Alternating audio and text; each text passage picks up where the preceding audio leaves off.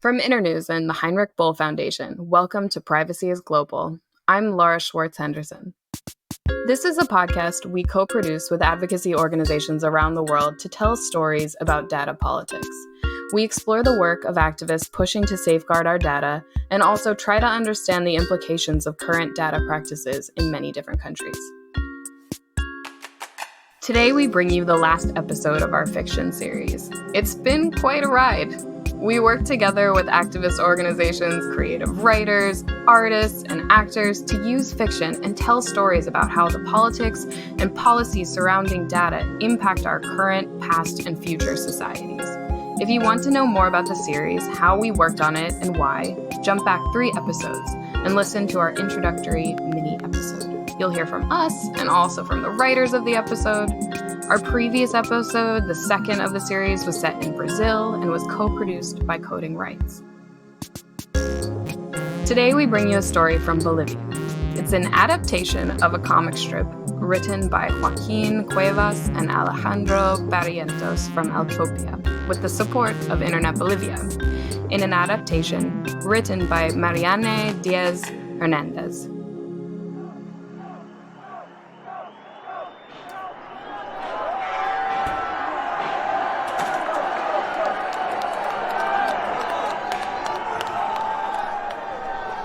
Let me in! Have you registered yet? Hopefully they can take care of all of us. Eagle 8 to Eagle 9, would you let us know what's going on outside? Over. There's a lot of noise. Over. Eagle 8, this is Eagle 9. There are a lot of patients trying to register to get in. Over. Are they customers? Do they have an appointment? Over. They're not customers. They're young people with disabilities who need prosthetics from the charity program. We're gonna need backup outside. Over. That's what the congregation gets for trying to help people. They should let the government take care of them. They're gonna take care of us. They're going to help us. Come, the congregation is going to help us. Look at the prosthetic they gave me for my leg.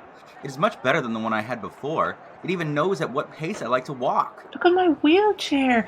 With these buttons, you connect to the database. I don't know what we would do without the congregation. I've been waiting for an appointment at the hospital for years. If the congregation didn't help me, I would have spent many more years waiting for a doctor to see me. It's almost our turn. I'm Orlando. What's your name? Sascha Laura. I thought this was the line for new prosthetics. Do you have prosthetics? I can't tell. Yeah, I do. I have a robotic eye. I lost my eye in a protest a few years back. Back when we thought protest could do something. And your chair, is it from the congregation? Yes, it is the previous model, but I think it's failing. I hope they can check it for me. It has been giving me electric shocks for a couple of weeks, and in some places it doesn't scan codes and the congregation will not let me in. It's been a while since I've been able to do the monthly checkups, and I'm worried that it's affecting my profile. Maybe you need the new model. But you'll see that they'll help you. The congregation likes its devices. Look, it's our turn. Sign up here so you can get in. Excuse me, it's my turn. Sorry. You have to put your fingers here and look at the camera. It doesn't take. I'm going to try again. What's wrong? Why won't it let me in? Check your cell phone to see. They send you the security notifications there. It doesn't accept my password either. Try the facial recognition. Turn to the side. Let the light shine on you well. No, it doesn't accept me. Look at that. The screen went black. What happened? Is your phone no longer working? It's dead. Open the door for us. Open it. I won't accept my data. What's going on? I need to get in. Look, here, I don't think they can help us today. This is a disaster. There are too many people from the charity program in need of help. This happens because we are only attended to 1 day a week. See? Maybe another day. But I can't wait for next week. Look at my cell phone. It's dead. And at any moment the chair will die too. Look, let's do something. In the fairground, there is a girl who maybe can help you. She was a cop, but she retired and is now a private investigator. And she knows a lot about technology. Maybe she knows why your stuff is failing? And how do I find her? Let's go together. To be honest, I have nothing better to do anyway.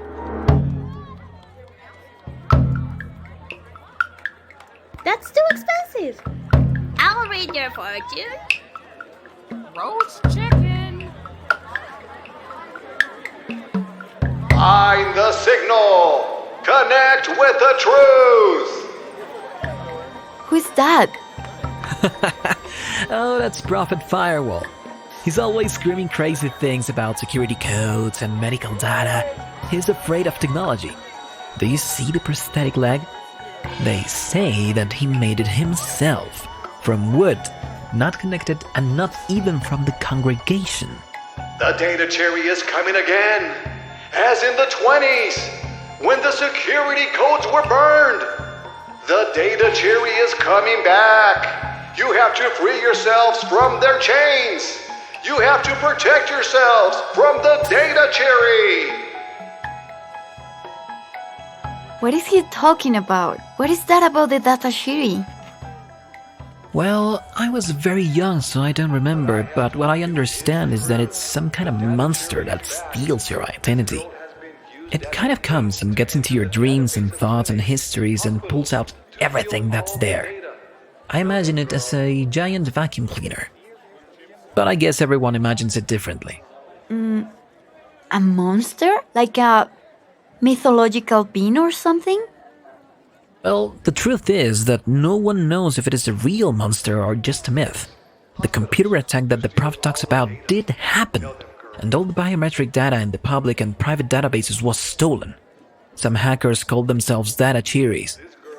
How we got from there to people believing there was a monster, one that feeds on the data? Look, I couldn't tell you, but I think it's something that people say to explain the reason why they accumulated so much power and why we lost so much. Democracy, stability, the ability to choose our jobs and control our lives. Because with all that data, they could put pressure on institutions, control companies, take down politicians. They could do many things. Chaos makes people believe lots of things. And what is it that the Prophet is saying? That he's coming back? The Datachiri is coming back, and you have to be prepared. It's going to control your minds and your bodies. He's going to tell you where you can go and where you can't. Neither he nor those who follow him use prosthetics or any device from the congregation because they say that the congregation exists to feed the Datachiri, that the congregation gives our lives to the Datachiri to eat them. Something like that.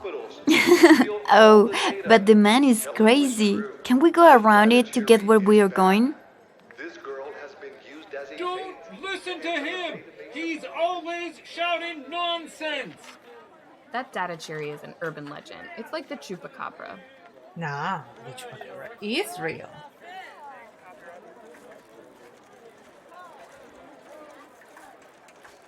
It's there, in that caravan. Is she there? Should I knock?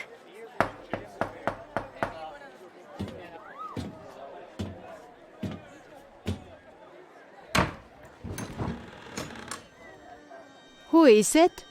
What do you want? Detective Flores. We're here to see if you can help us with anything. If you can help me, my share is failing and now I can't get into the biometric system. I can't even use my cell phone. It's like I've disappeared. Well, come in. Help her in. What's wrong with your chair? I don't know. It started giving me electric shocks, especially in this part where the buttons are. Especially, it shocks me when I'm going to get out of the chair, for example, to take a bath or to sleep. It's like it doesn't like me being separated from it. Of course it doesn't like it. When you separate from it, it can't collect a constant stream of biodata. To control you, she needs you to be sitting on it. And then what happened?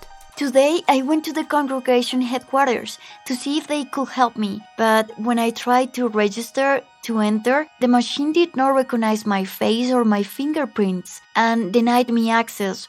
Then I tried to grab my phone to call, but the phone left me out too. Here, where my face should come out, only the logo of the congregation comes out. As if I no longer existed. Something must have deleted your information in the congregation's database. Most likely soon, your chair will no longer recognize you and you will not be able to use it. But how can that be possible? Let me see. What model is it? The penultimate one? These have the data port on this side. Don't move. I'm going to connect a cable to it. And let's see what's going on in the mind of this device. Can one see that so easy? Not you, no, but I can.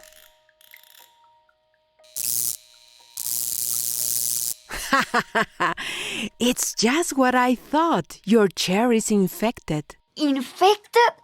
What does that mean? Well, when any of us gets sick with a virus, what the virus does is it takes over the cells of your body to multiply, right? That's what we call a virus. For a computer, it's the same.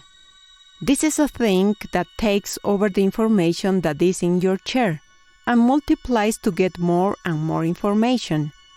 So here we can see all your medical information, things like your heart rate, your breathing, but also other things, like your daily movements, where you go, how long it takes, if you bought something, all those things. And this happens only to her? No, there are actually many prosthetic devices that have this type of virus. At this point, I will no longer be able to say if it is an external attack or if it is the congregation itself that is helping to extract that data. But I do tell them that as long as the prostheses are connected to the network, they are sending all that information to who knows where, to sell it to companies, surely. And what does a company do with knowing where I'm going or what my heart rate is? Generate data profiles to fit your sales. If you know, for example, the habits of a certain number of people who use wheelchairs, they can use that to sell more expensive wheelchairs to their wealthy customers.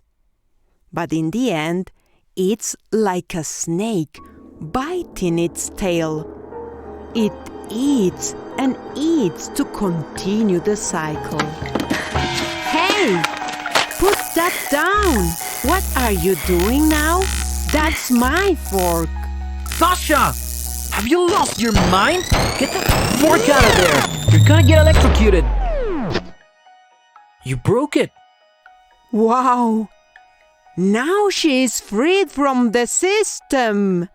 The wheelchair is just a wheelchair, not a computer that lives on the biodata it extracts from Sascha. Many will say she messed it up, but I'd say she fixed. An hour ago, I was sure I needed a new chair, the most modern version, because if my chair broke, I was not going to be able to go to many places, do many things that asked me to scan my information. I had to take exams every month to keep the profile up to date. But who was I doing all that for? It wasn't for me. To fit the Datachiri. Isn't Datachiri what that crazy guy out there is always talking about? He's not crazy. Well, yes, it's a little crazy, but the Datachiri is real. It uses young people with illnesses or disabilities who need medical help and does insert itself into the systems of health centers to steal the information of all patients. Companies and government want to know what people are doing, every step they take, because with that, they can better control the population and the market. That is why it is so important that everyone continues to feed the database with new information, and that they continue to depend on the devices they have been given, which I suspect many of you do not even need anymore.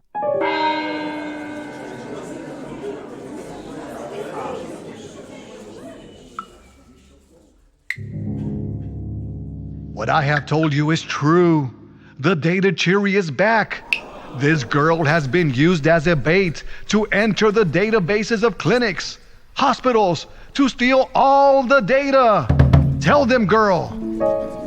Well, I don't know anything about that actually. What I know is that when the congregation's machines and my own phone stopped recognizing me, I felt that I no longer existed and I was very afraid. And I realized that the share was also going to stop recognizing me, and things were going to be very difficult for me. But does it matter if the share recognizes me?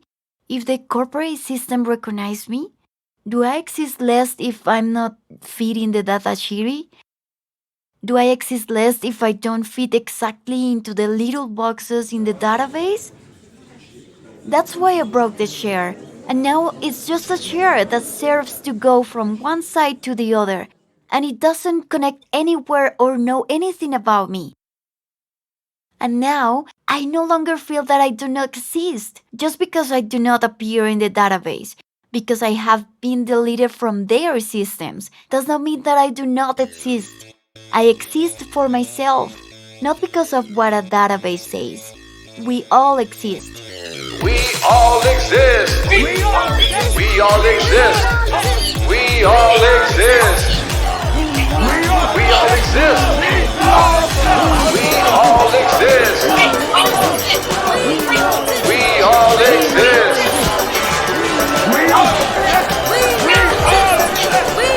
We all exist.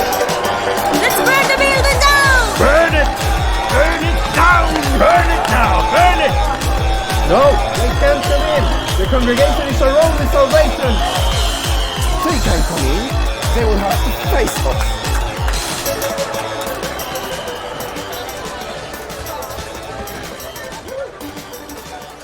Do you want to get closer to see what's going on?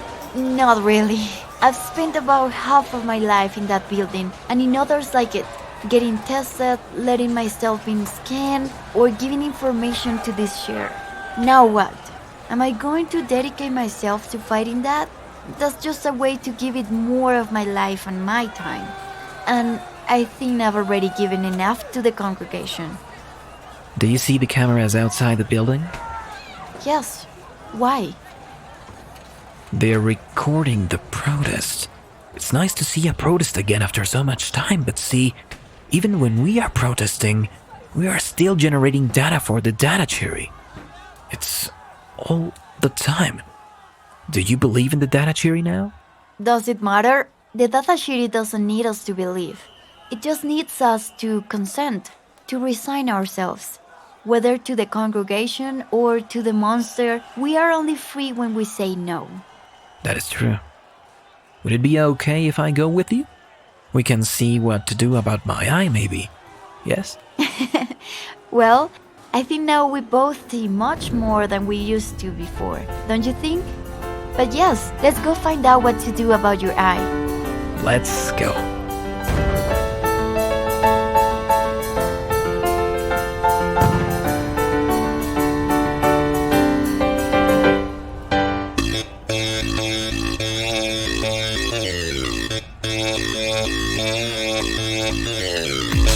And that's our show. If you want to learn more about the risks of exposing sensitive data, visit Internet Bolivia's website and explore more of their work. They are the real prophets. You can also view the virtual comic written by Alejandro Barrientos and illustrated by Joaquin Cuevas. This story was adapted by me, Marianne Díaz Hernández, and the voices that gave life to our characters are Margarita Portillo Castro as Sascha Cori Laura, Juan Naranjo as Orlando, David Rios as the prophet, and Jimena Garcia as the detective. Jimmy Garber is our sound design and mix engineer. Elena Cases is the production assistant and problem solver extraordinaire. and Charles Antoine made the music and also played the guard for us. Thank for that. Laura Vidal and Laura Schwartz Henderson are the executive producers and were also among the voices of the protesters in front of the congregation. Talk about sneaking in. Privacy is Global is a project made with the support of Internews and the Heinrich Böll Foundation. Thank you so much for listening.